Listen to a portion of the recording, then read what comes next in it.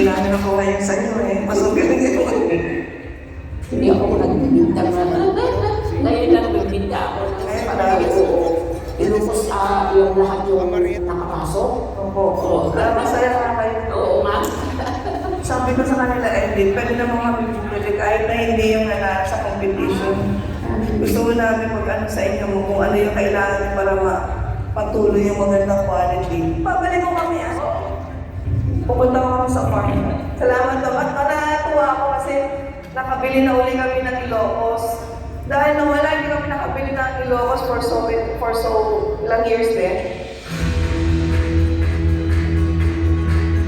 It is a very fulfilling day kasi we just didn't get coffees but we got new friends in the industry. And I'm quite happy to be able to meet the person behind this winning coffees because sabi ko nga sa kanila, dahil sa inyo may pag-asa ang Kape Pilipino, they're very dedicated, considering that they're not so young, but they're willing to still improve the quality of their coffee. And I hope it will be an inspiration to the younger generation who will take over their farms. Definitely, I will be back during the harvest.